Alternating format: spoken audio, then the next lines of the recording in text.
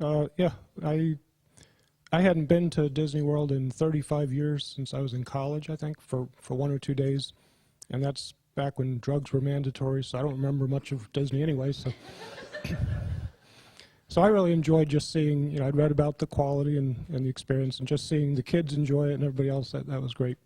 My biggest takeaway, I teach a lot of adults, and especially the feedback I get from our adults, the number one reason they're coming to our classes is for stress reduction.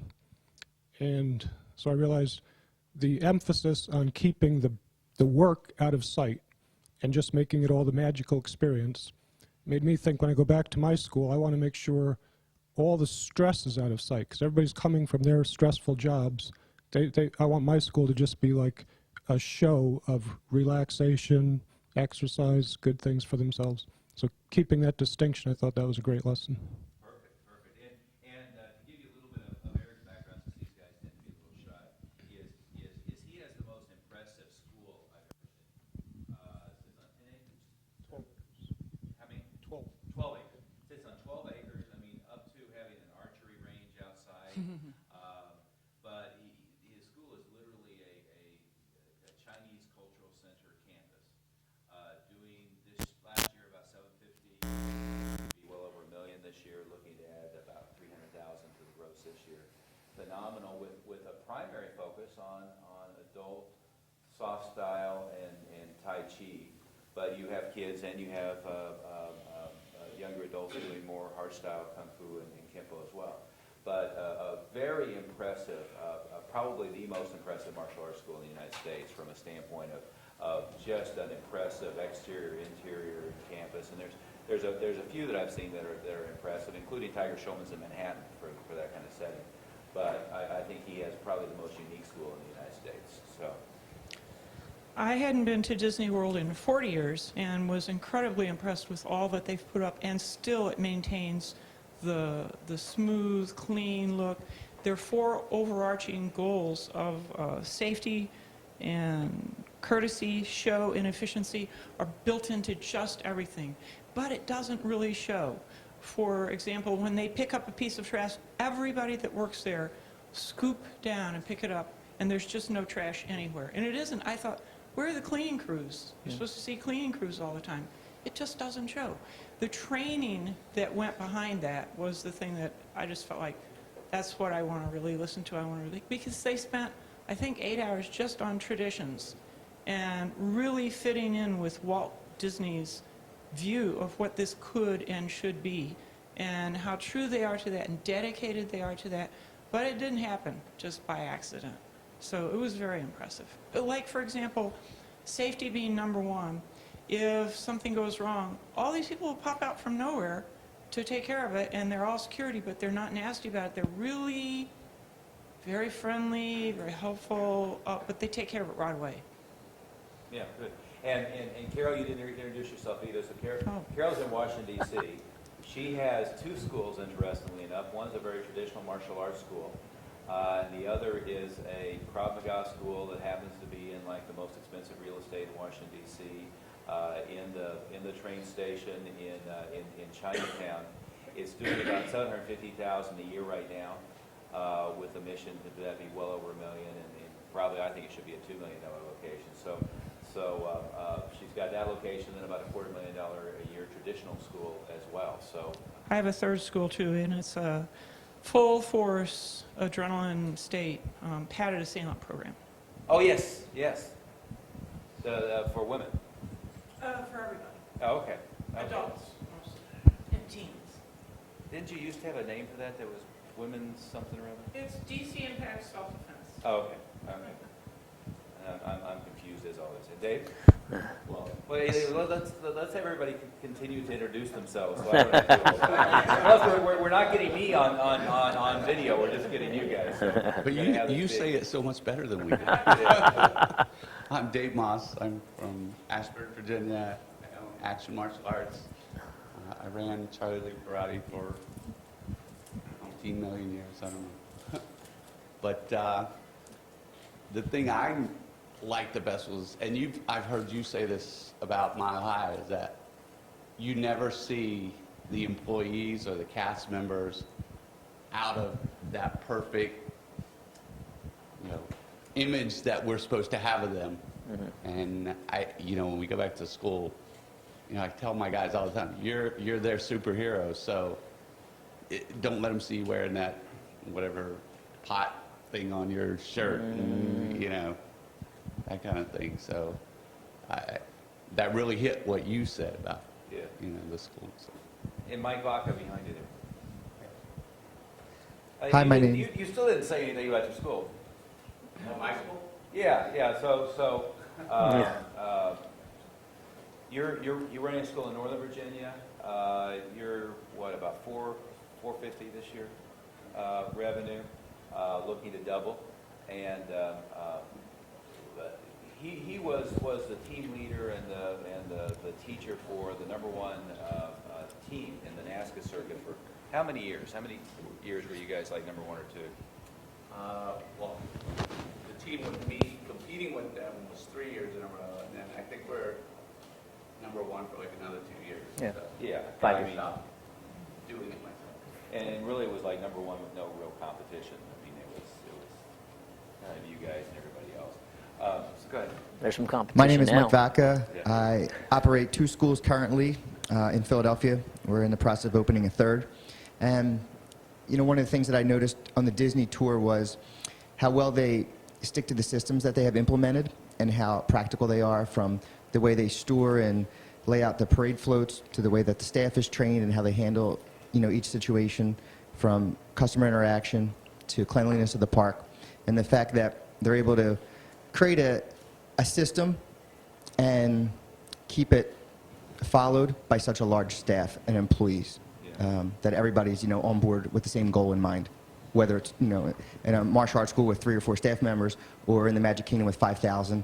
Everybody stick to the plan. Yeah, fabulous. Let's come over here to Joe.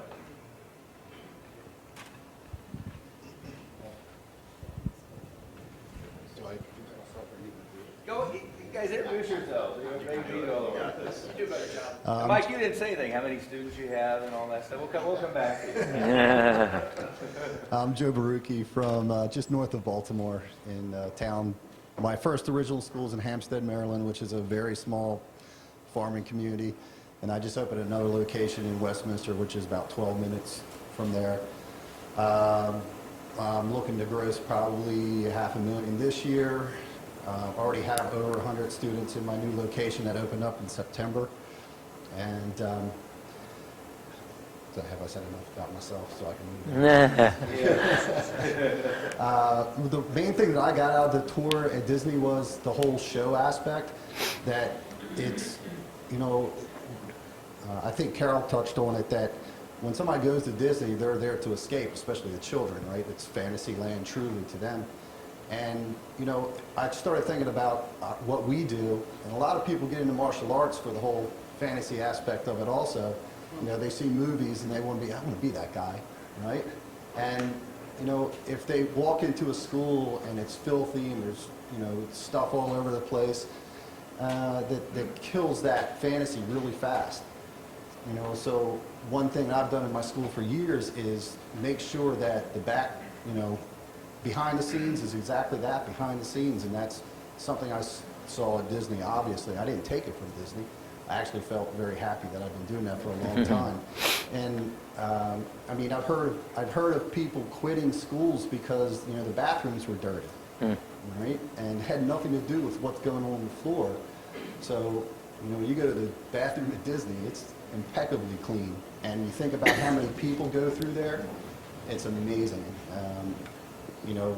Like 12,000 people an hour, into the park, and it's choreographed perfectly. So that was one big lesson that I took away from being there. Good. Mike Ferreira. I'm in Central Connecticut. About 4 years ago, a little over, I took over a failing school, which seemed like a really great idea at the time. Anyway, yeah, quickly got it to a pretty comfortable point, and then just focused on, what I was in love with at the time, which was, open competition. Started a team, and we're doing okay, right? Really good. So now I've shifted and said, you know what, now let's treat this business like a business, and that's been fun.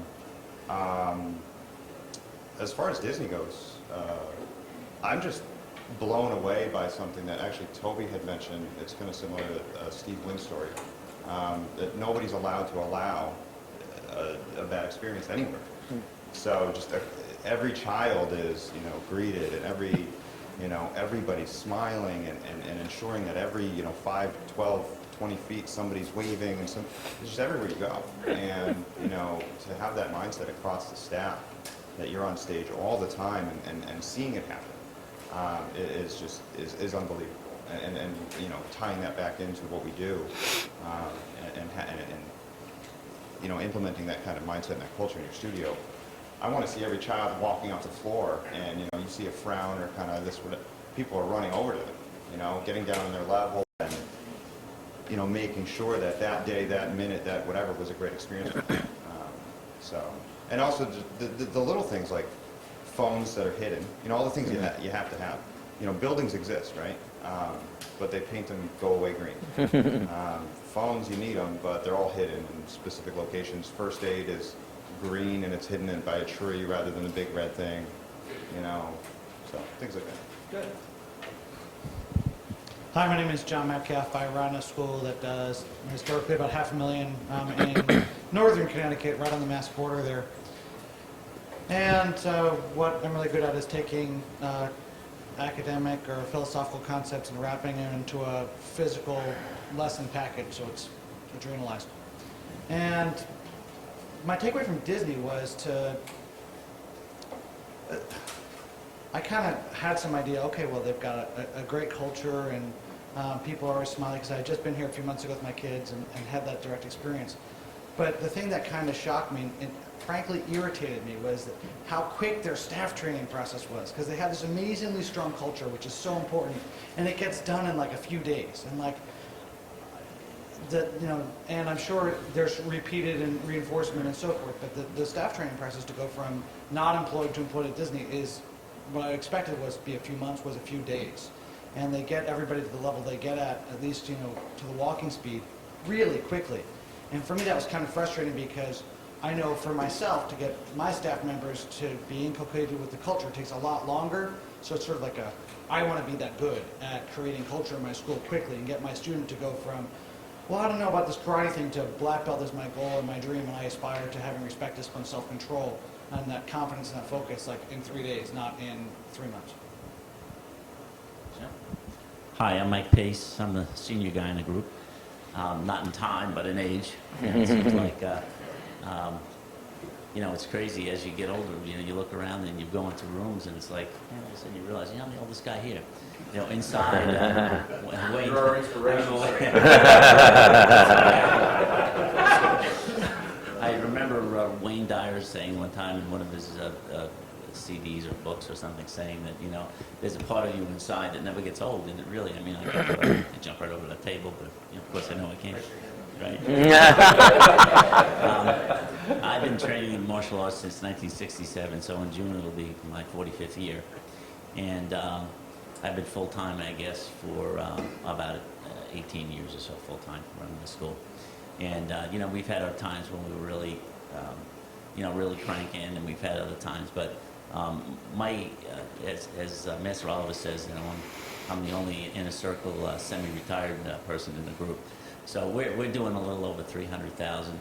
I'm not working very hard, to be honest with you, to do it, but that's my choice and my lifestyle, and I enjoy it. We have our own building that we purchased a number of years ago, and it's paid for. We have no mortgage, and so we have a great lifestyle, a nice income, and the information and the knowledge that I've gained in the last 3 years, but in the peak performance and now in the circle group, really has made a big difference in my school and my lifestyle. So I thank everyone for that privilege.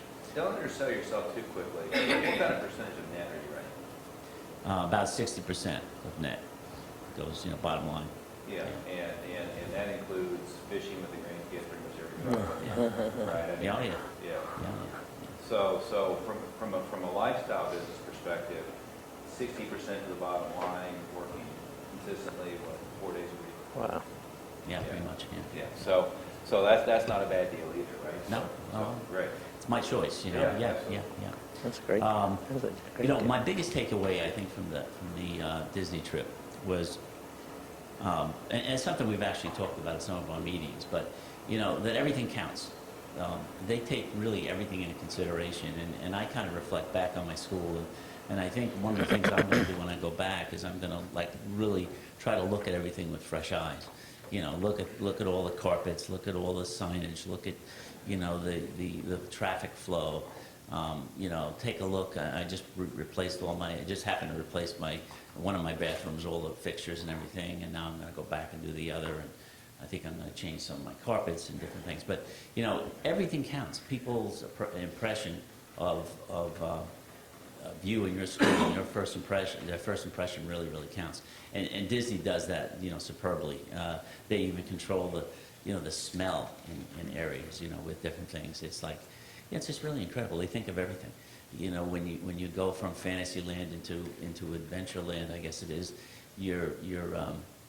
they change it's a very slow change from this, you know, fantasy place to this, you know, outdoors, backwoods kind of area, and it's done very subtly. As you walk along, they change the way you walk. The actual pavement changes, and the floor, you know, the flowers and bushes and trees. And it's just done, you know, everything is done really perfectly. When we were backstage looking at the areas where they had all the floats, because they change them on a regular basis, so it's not the same thing. And they have backups for everything, and you know, there's all contingencies. Everything is thought through really completely. So, you know, my takeaways from the thing were for me to go back and to really look at everything in detail and to try to, you know, bring it up to a level that you know, is comparable to Disney. Thanks. My name is Robert Blum. I own a school in New York, about an hour north of Manhattan. I took a failing school like Mike about 4 years ago now, I'd say. We were 38 students doing, I don't know, 3,000 or 4,000 a month.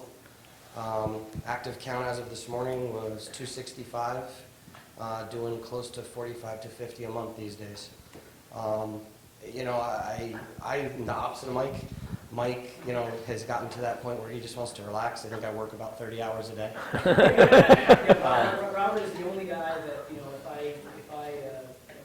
you know, I think he's the only guy in the room that goes to bed almost as late as me.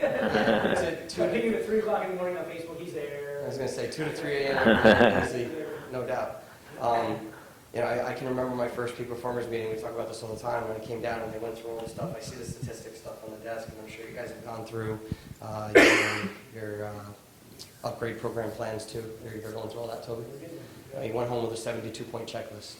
And, I believe by the next meeting we did 68 of the items on the checklist in 3 months. So that's just kind of my personality. I'm just going to keep working at it till it gets done. And I mean, we're nowhere near we're happy. My new problems are trying to figure out how to reappropriate the school because we're bursting at the seams. And you know, we want to be 750,000 this year, maybe higher. You know, and we're running right now about 40% net. Me and Master Oliver spoke this morning. We want to get it to between 50 and 60. So, trying to trim some fat. As far as Disney goes, honestly, the most important thing for me that I picked up, you know, what we do, a lot of it is script-based.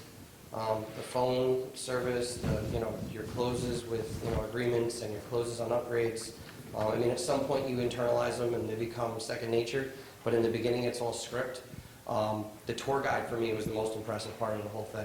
The fact that she was able to take a group through an 8-hour tour, keep us on point, know every single thing she was talking about, get you to lunch on time because every group has to come in at a certain point and keep moving with absolutely no script or anything in hand was absolutely mind-blowing to me. It just tells you the kind of training that they put these people through and, you know, the internalization of the scripts that they have to go through.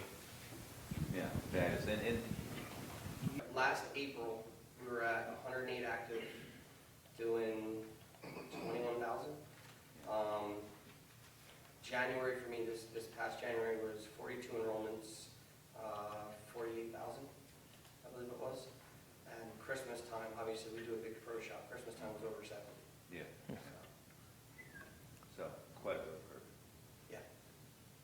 Very good. And Toby, can we switch and?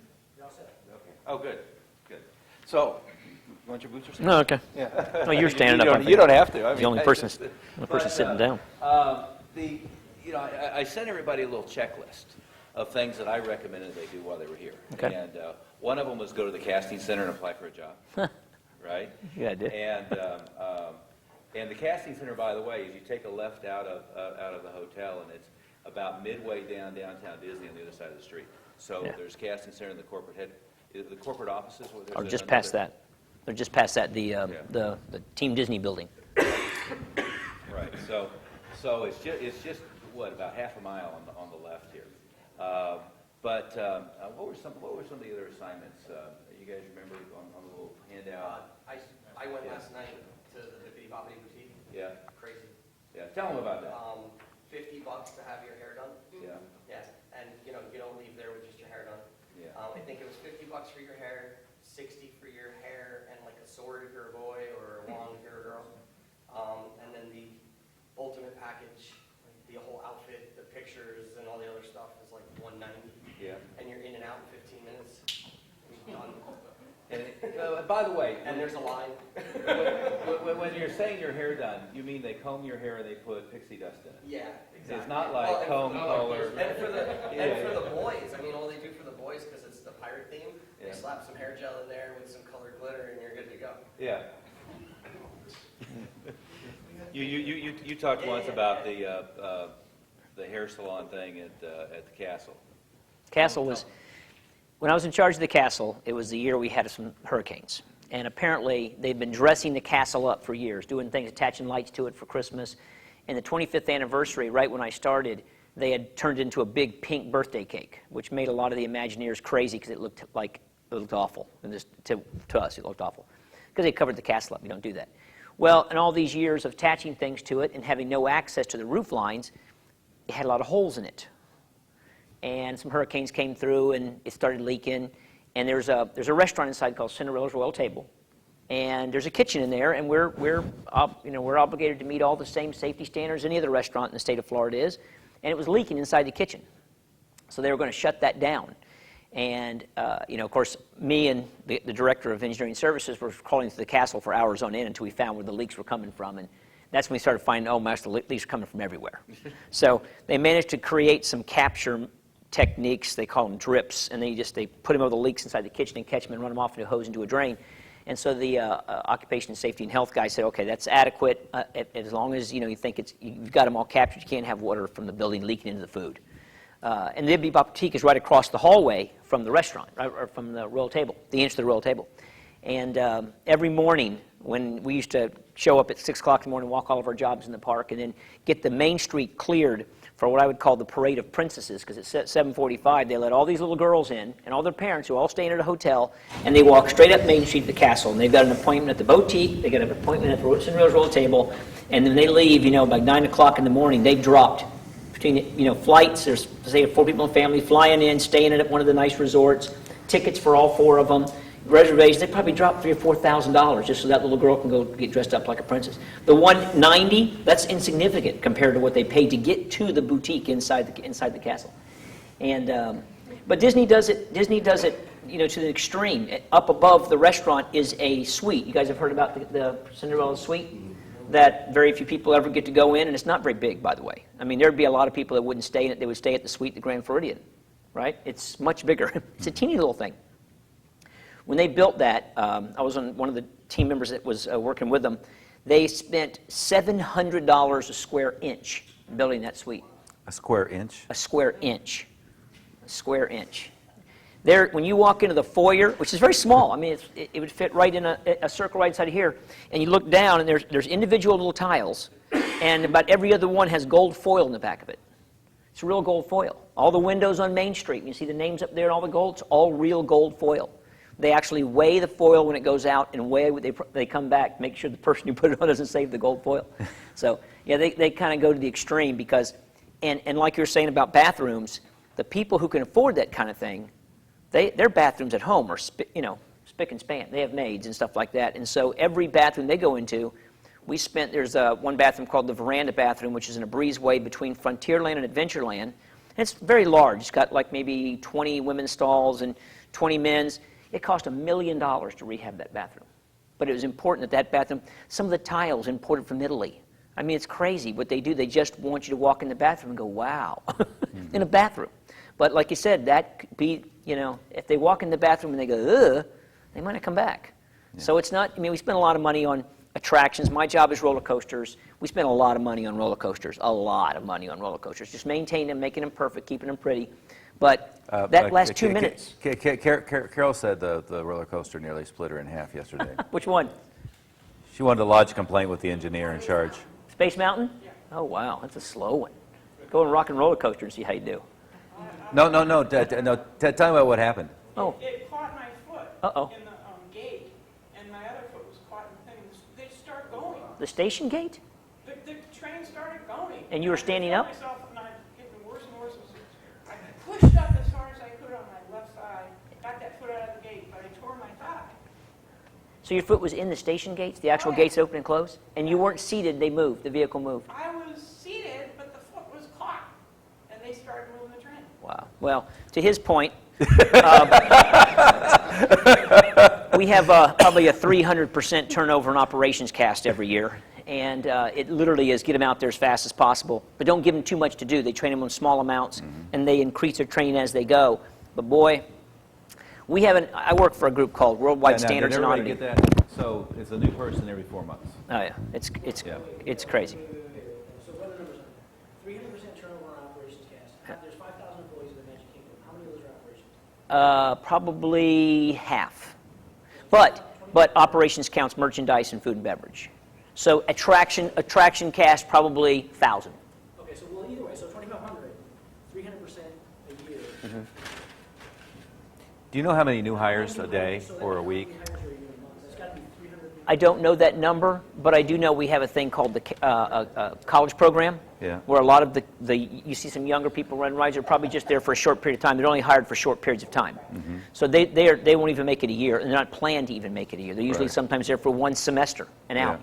In Epcot, they have the international program where they bring people in for a year at a time from the country they're working in. So if you go to Norway, you'll see a whole bunch of people from Norway, a whole bunch of Norwegians running the attraction. But again, they all have to be trained and continually trained, and there's ongoing training all the time. I mean, it's not, they do initial training. Traditions itself is only like 8 hours. But there's massive amounts of online training. We've gone more and more to online training because of the consistency of the message in an online training program. Right. It is the exact same message to everybody. Yeah. With instructor-led programs, there's a little bit of freedom in what that instructor teaches, and they kind of figured, hey, we want to be consistent. So we have a lot of online training. Did everybody, I mean, that's the business we're in, right? Did everybody internalize what he just said? See, I mean, keep in mind, I just read the newest book on Apple.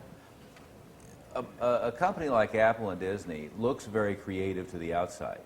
And behind the scenes is, as an employee, it's the least creative place in the world, right? Mm-hmm. Because everything has to happen exactly the same way, exactly at the same time, exactly in the same place every time, right? There's a great book that was my favorite when I did the MBA. It was one of the textbooks called Reframing Organizations, and it talked about corporate structures. And it talked about the comparison between McDonald's and Harvard. And I would argue that, especially in a multi-school operation, we were all more like McDonald's than we are like Harvard, which is you wanted the same delivery in the same way to every customer, where, you know, an experience at Harvard depends upon what your mix of professors are and what you're going to get. The professors are all like their own little anarchies. So, and in Disney, I mean, you know, if there's a script for the performance, it's the same way every day until it's changed, right? Yeah, I mean, and it really is. They drive consistency. The organization is so big, it's the largest single-site employer in the United States, has 56,000 employees that work here. Mm-hmm. And that's just employees. The number of contract people and vendors that coming off probably is like 10,000 a day. So it's very difficult to benchmark how to run an organization that's that big. But so they drive everything by consistency. And as a result, there's very little flexibility. One of the reasons that Disney does not ever rate very highly on the family-friendly scale is because there is no flexibility if you're an employee. You don't have any flexibility as an employee because everything is to provide a service for the guests. As a result, the busiest times are holidays and weekends. Well, nobody wants to work on holidays and weekends, but that's our busiest time. So guess what? Everybody's working on holidays and weekends. And it's like, wow, nobody likes to work on holidays and weekends. That's not very family friendly. But it's not about being family friendly, it's about being guest friendly. It's providing the ultimate service at the time your guest wants it. Well, that happens to be holidays and weekends. Christmas, when everybody else takes the week off, this place, for people like me who's an engineer, I can go away for the week because I'm never getting to talk to my partners. The engineering service, the maintenance people, and the operations people, they're so busy, they won't come to any meetings, they won't answer your phone calls, they won't return emails, because their job is to keep everything running. And at the peak, because that's our attendance is crazy. We closed, I think, for at least 3 days the week between Christmas and New Year's this year. A couple of parks closed because they reached capacity, which I think for Magic Kingdom is 70,000. And there's been days we've put, I think they've said they put 500,000 people through the 4 parks in one day. I mean, that's a lot of service to provide. And the goal is everybody walks away with a good experience. We have some of the best service in the world, but I think more importantly, we have the best service recovery system in the world. When somebody's unhappy about something, I tell you, we make a big deal out of a cast member who goes to an extreme length on service recovery. That's a big deal. Give us some examples. What do you mean by that? Well, for example, kids drop ice cream cones, they lose balloons, they drop Cokes. I mean, it's literally, if you see a kid drop an ice cream cone, it's like she mentioned about picking up the paper. You go over to that kid and you grab his mom and you take him right in the ice cream shop and you give him another ice cream cone for free, just like that. I mean, you're supposed to do that. You don't wait for them to come and ask you. You don't, when you see somebody looking at a map and looking around, you don't wait for them to come and say, hey, can you jump? You go over to them. So it's like proactive service, because people drop and lose balloons all the time, and so you go get them one. We actually had one cast member had the thing delivered to the person's hotel room because they knew he had lost it, and they got to the hotel room. It was waiting for him, and these guests write letters back into the to our office, to our service office, and they publish them in our. We have a magazine called Eyes and Ears, and they publish these things in the magazine because it's such a big deal. Any significant service recovery, everybody gets to know about it because that is what we're supposed to be best at. Yeah. And it really is interesting for us that work back of house. Walking through the park is difficult. Like I wouldn't walk through the park today, not dressed like this, not looking like this. And they wouldn't let me. There's mirrors. When you try to go into the park, there's a mirror, and it says, "Are you ready for the show?" And you look at yourself and go, "Oh God, I'm not ready for the show." So you don't go in the park. You go downstairs in the tunnels and you walk around in the tunnels. And well, you're not a costume staff member. Correct. Yes. And I've seen costume cast members kicked out of the park by their managers when they said, "You're not ready for show. Get out." Yeah. Your hair's not brushed. And just recently, one of the biggest things that happened is literally 2 weeks ago. February 3rd was the first day in 50-something years, when Disneyland opened 50-something, that they initiated Casual Friday, so we can wear jeans on Friday, and they're letting men grow beards. Yeah. For 50 years, they've never allowed that. They had mustaches came in 10 years ago, and it was a big deal. Yeah. And there's people like, wow, finally, and yet there are people that I know that come to work every day clean-shaven with a tie on, like they did for 30 years, and this whole new policy just irritates them because it separated them from everybody else. Walt didn't want us to look like carnies, right? So he was very concerned that we looked very like the boy next door, clean cut, everything. And I sent you a couple copies of the Disney Lookbook. I think pretty much everybody got that. Did you guys get that book? When I did all those courses down here, it's over 10 years ago now, I guess, because it was before the mustache policy. The behind-the-scenes snicker is for 54 years it had been against the rules to have a mustache if you were on staff, and of course Uncle Walt had a mustache. Yeah, and smoked. Right? Yeah. And you'll see all these posters of Walt that are in public, and you look at his right hand. It's usually in a strange position because it had a cigarette in it and they airbrushed it out. Like, what is he doing with his right hand? We used to always make jokes too that you always point with 2 fingers. We said it's because Walt always had a cigarette in those 2 fingers. It wasn't because this was offensive to some foreigners. It's because he always had a cigarette in those 2 fingers. Yeah. But they've all been airbrushed out, so somebody thought, oh, he's pointing with 2 fingers. But and of course you're talking jeans in the non-costume staff. Correct. Right. So in fact, it's up to the management of the individual departments. And some of the group, our partner group, Safety Services, their boss told them, doesn't apply to you. Yeah. You have to walk into the park. You don't get to wear jeans. Right. Period. And again, it's only Friday. And a lot of our cast work either Tuesday to Saturday or Sunday to Thursday. So if you don't have a Friday on your shift, too bad. There is no other Friday. Well, my Friday is Thursday. No, too bad. It's only on Friday. And it is. I know a lot of groups have had it turned down. They don't get to wear them. But for us, we're engineers. Yeah. And now a lot of this is culturally appropriate to what you do.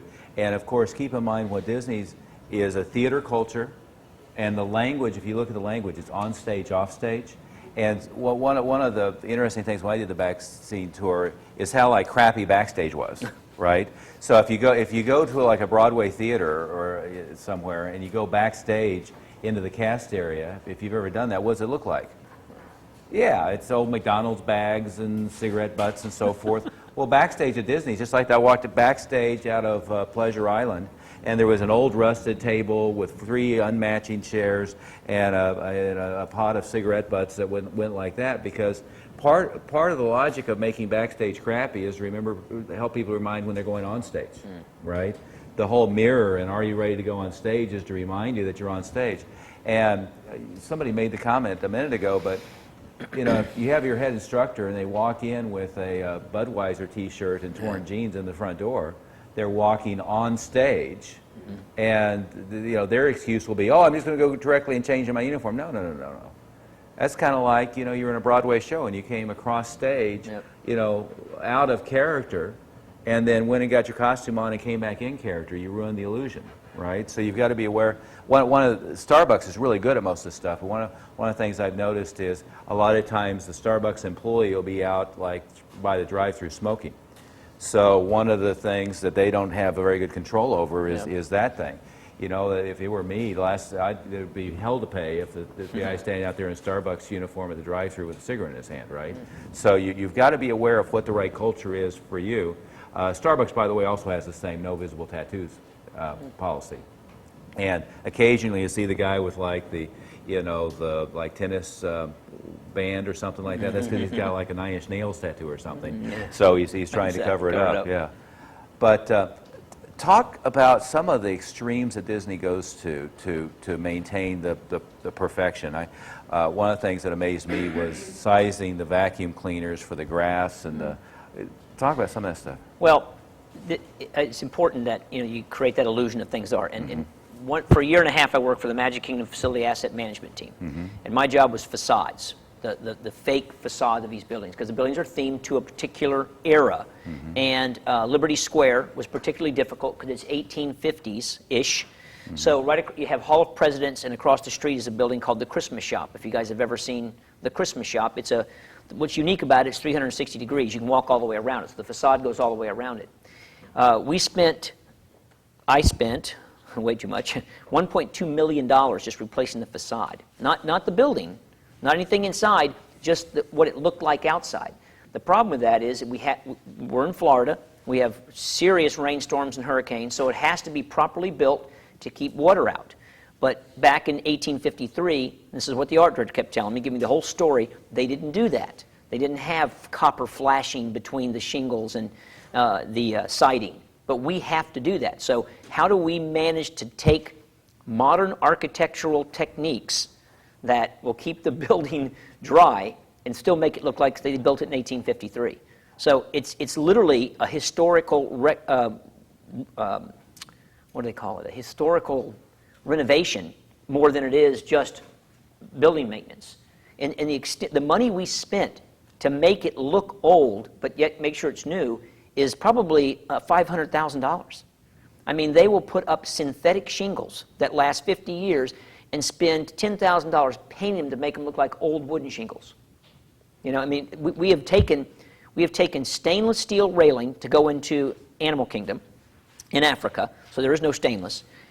Cold dip galvanized it, right? So it's galvanized, because galvanized is a pretty common type of material, and then painted it with brown paint to make it look like it was rusting.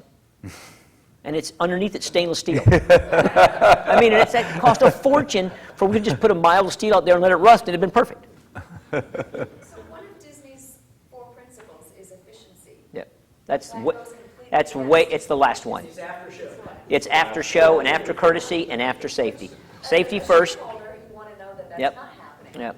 Oh, As a business owner and creating the show and the experience, absolutely. you absolutely want that to The manager of mechanical engineering was talking to me the other day, and we've been trying to make all of our rides more accessible, because we have a big initiative for ADAG, Americans with Disability Act. The VP who's in charge of my department was the big champion for ADAG for the company. So we're making this thing called a transfer device for teacups. We've modified one of the teacups. We want people to be able to get out of their wheelchair without having to use their legs. We have 3 types. You have to be able to stand up, or you can transfer directly, or you can roll your wheelchair right on the vehicle. Well, we can't put a wheelchair on a spinning teacup, but we'll make it transferable without walking. And we wanted to coordinate it because they have a teacups in California, and we wanted to coordinate that and design one time, get 2 uses out of it, right? We've spent $1 million in that design. $1 million, because it has to be right. Everybody gets a say, and everybody has operations like it's too heavy to move over to the teacup. It slows down their loading. And, I mean, it's just there's so many requirements on everything we do that, but yet when we make a commitment to something, like our commitment now to cast safety as no one gets hurt, that's going to cost millions and millions and millions and millions of dollars. We made that commitment back in 2002 to become the industry leader in guest safety.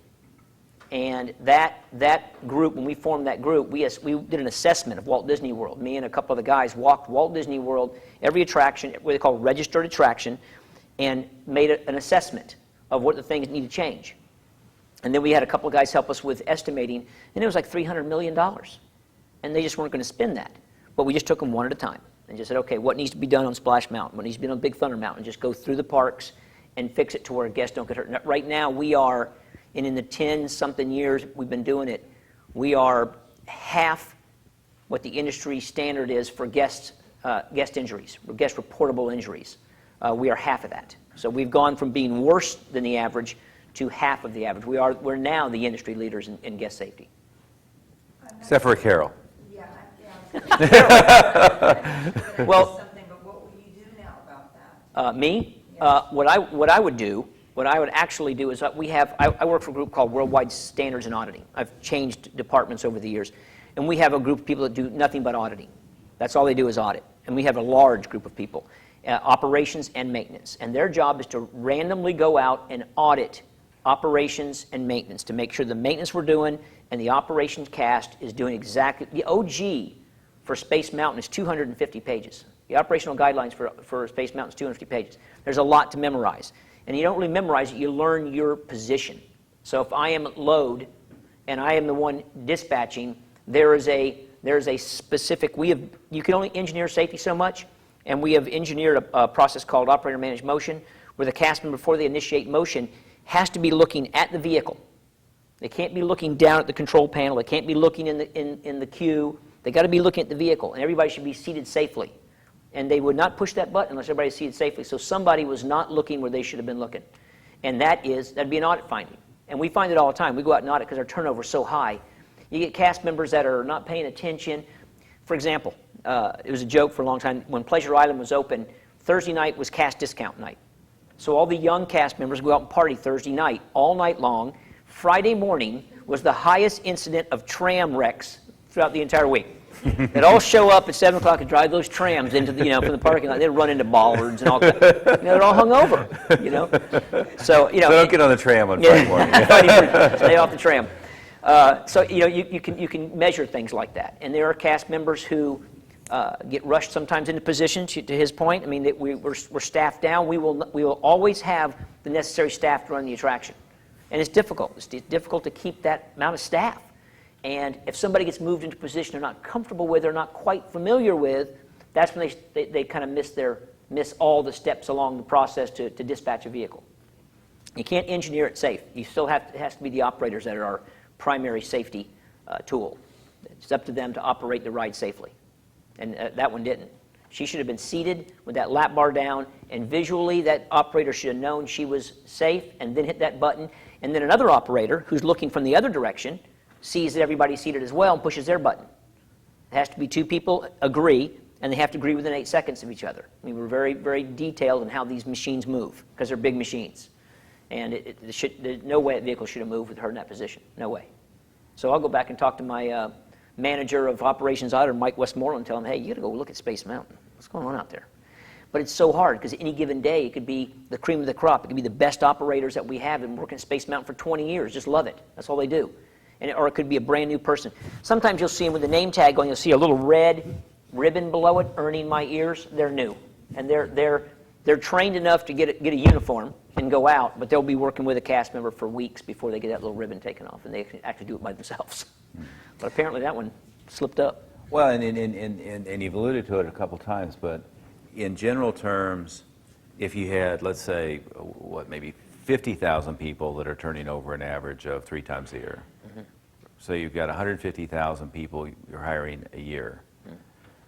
So what's that a week? Well, we're not turning over that. For example, the technical staff, Right. the engineers, the maintenance people. Yeah. We got guys. There's a few people in my building I work with that worked there for 25 years or more. Yeah. They land there, they stay there. The culture is the culture. But that part of the whole operation is what, Yeah. 5,000? Yeah. Yeah. it's Yeah. The frontline cast is the massive numbers and the massive turnover. Yeah, but I mean, think about, best case, hiring 1,000 people a week. Yeah. So having the infrastructure, hence a whole building that's just the casting center and the little film they see and everything, Yep. to hire 1,000 people a week. From my standpoint, my recollections of hell were having 50 people I was on payroll, right? And so now you have 60,000, and you more or less have them all marching in the same direction. And you can see them march. There's a place called Disney University, which is a building very close to where I live and work in the North Service area, and that's where they all go for their training. And you'll see them literally move in packs of 50 every day, bunches of them going in and out of that building all day long, every day. And it's all new hires every day. It literally must be a couple of hundred a day go through that building, and they are all new hires every day, Saturday and Sunday. Yeah. I mean, we work 7 days a week. Now, I don't. I have to sometimes, but for the most part, that business runs full tilt 7 days a week. Yeah, yeah. And the first thing anybody does, doesn't matter what they're hired for, is they go to traditions, right? Tell them a little bit about that. It's been a long time since I've been there. It's changed a little bit, but basically it's to make sure they understand the culture of Disney and why we are what we are. They get into Walt's vision, and Walt wanted to be the first person to open a single site theme park, carnival, fair, whatever you wanted to call it. Till then, they're mostly moving fairs, right? You'd pack up, they'd sit there for 2 weeks, they'd pack up, move to another city. And everybody told them you can't do that. It won't be successful. People will go for a couple of weeks a year. When the fair comes, you'll never be able to supply. You'll never have enough people wanting to come year-round. And he did it specifically in Southern California, not just because the studios were there, but because the weather was agreeable enough you could keep it open year-round. He literally wanted to be open every day. And they just told me he couldn't do it. So he created just a different image. And that was the big emphasis on culture, on pointing with the two fingers, about smiling, about greeting everybody, picking up trash. I mean, all the things that we do that are unique. We dress everybody by first name. If the president of the park walked in today, hey, Meg. And if I tried to call her anything else, she would correct me.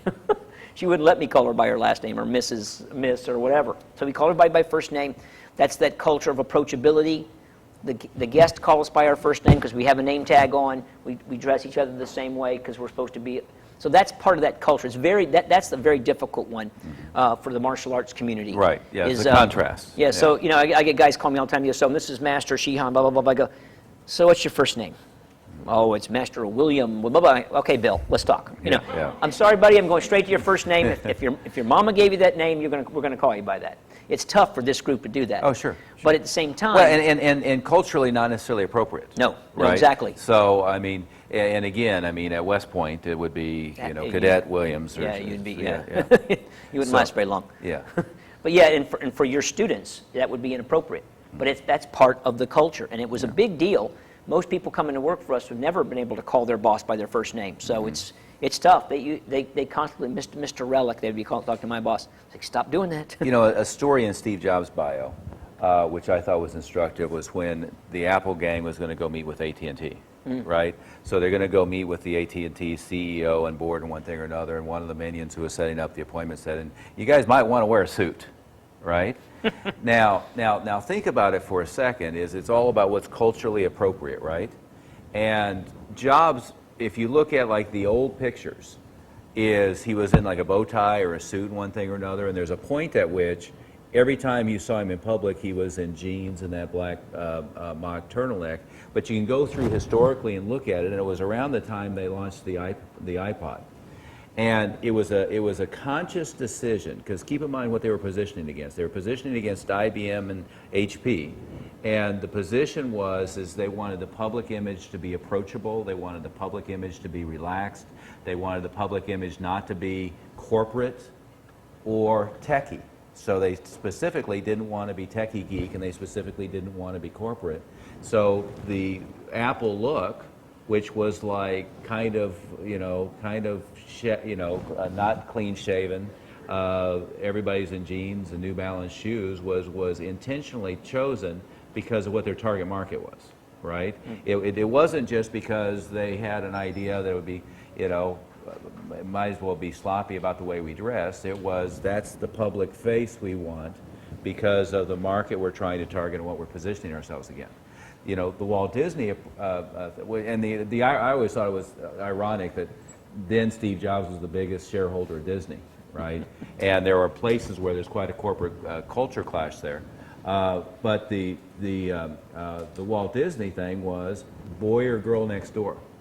I'm going to bring my kids to the thing, and the thing at the time was the Carney deal, and it's kind of sleazy, and one thing or another. But this is a kid's place, right? It's the princess's castle.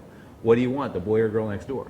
You don't want they look like the supermodel, and you don't want they have 12 tattoos and they have a shaggy beard. He wanted the girl or boy next door, right? And it was a theater culture, so it was you're on stage or off stage. And when you're off stage, you're playing a role. The role is the happy, nice, clean-cut, wholesome boy or girl next door, facilitating your kids and your family through the park. Is that a fair description? Exactly, yeah.